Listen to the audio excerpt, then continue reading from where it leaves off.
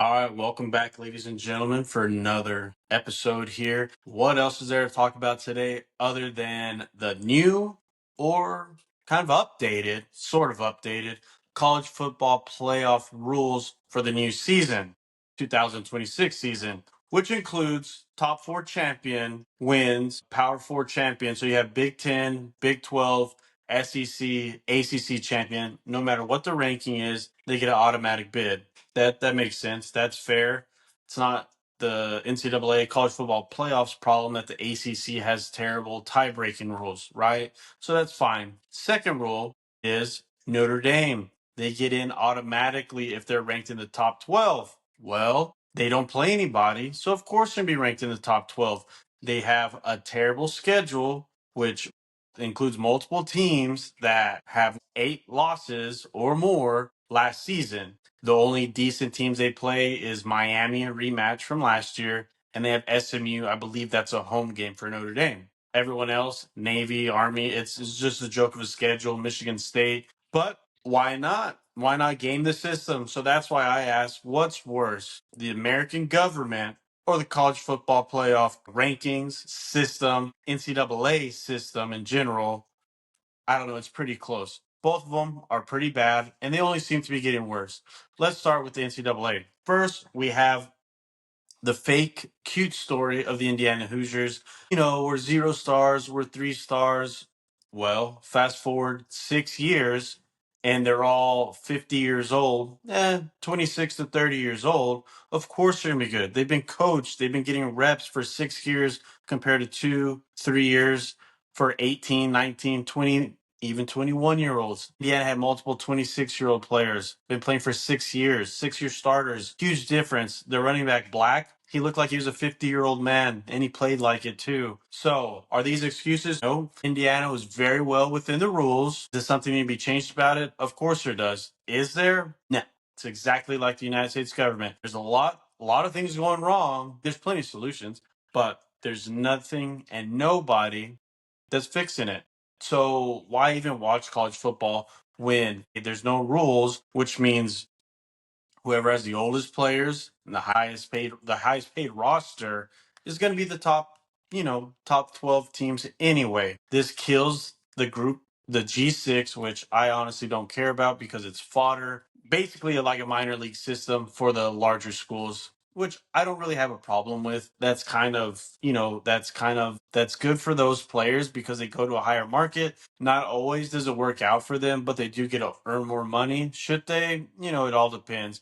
Some of these kids, never know. They have a couple dollars in their pocket, have a great season, put $1 million in their pocket, even a couple thousand, 100,000.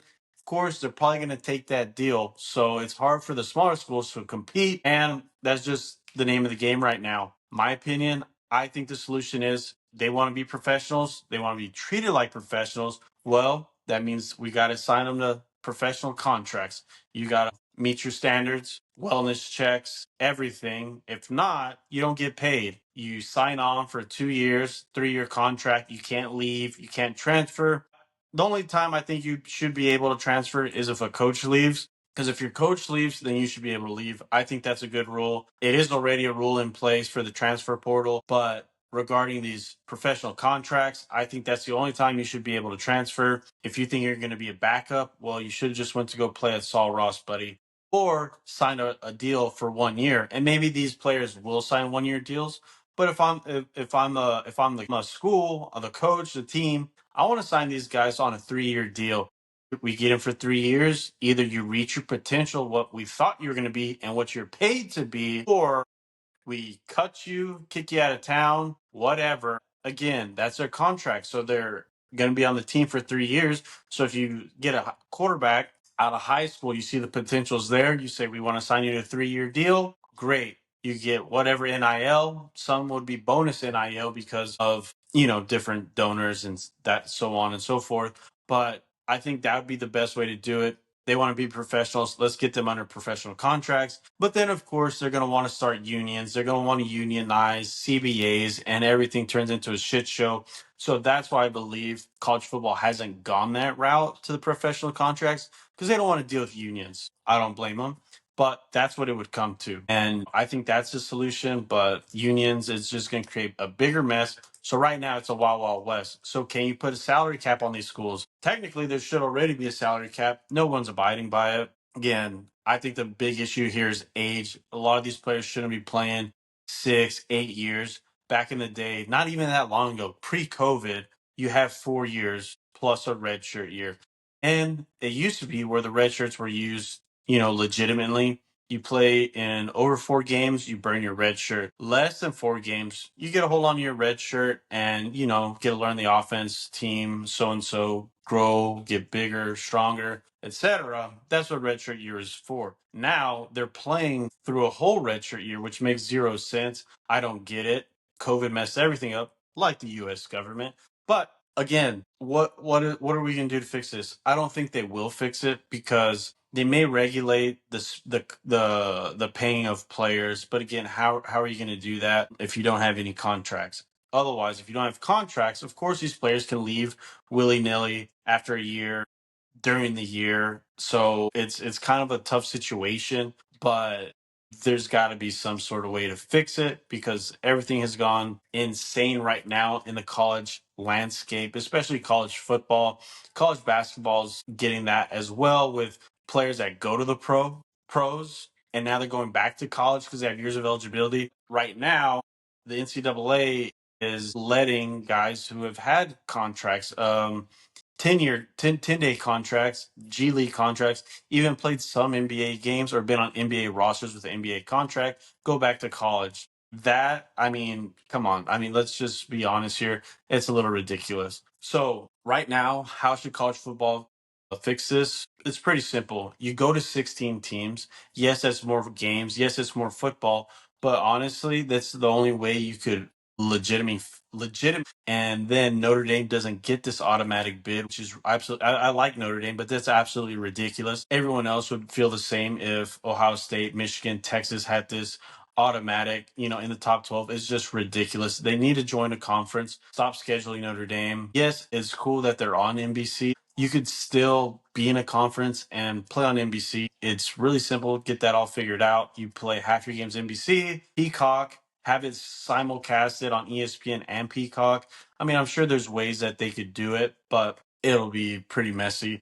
I just think that they this Notre Dame automatic qualifier is absolutely ridiculous. They don't play a tough schedule. I mean, the Big Ten's got a cakewalk. You already have Indiana that game the system, playing multiple Division two teams, going the Georgia route. But in the SEC, you have a better strength of schedule. In the Big Ten, there's literally only three, maybe four good teams. You have Ohio State, technically Indiana now, Oregon, USC even count. Like that's it. Nebraska's terrible. Wisconsin's terrible. Oregon, Oregon's decent. Iowa's terrible. Penn State's terrible. Are they gonna be terrible forever? I don't know. But still, you have the bottom half, Rutgers, the Marylands of the world, the Northwesterns, the Michigan States. They're not as good. They haven't been as good for years, but it's just not a good conference. So I think scheduling, and if the NCAA creates a way where these conferences have to play each other and maybe one Division two game, one G6 game, that makes sense because you have Texas Tech who's in the Big 12, which it's not their fault the Big 12 isn't strong currently in football. But then they're scheduling Abilene Christian, Sam Houston State, I think Rice is a UTEP, somebody else. But Texas Tech has an easy schedule. It's just out of control. I think the easiest way and the best solution to fix this problem is one, putting a cap on spending for the college football teams, and then also scheduling, make these conferences play each other. G6 doesn't need, I know it's a nice payday for the G6 to play these teams, so maybe that's okay. But 2 games, you have to be playing a Power Six school. If it's random, if it rotates every season, or kind of like the NFL does, if you finish last place in your division, you play the last place schedule for next year. So if you finish first place, you play the first place schedule.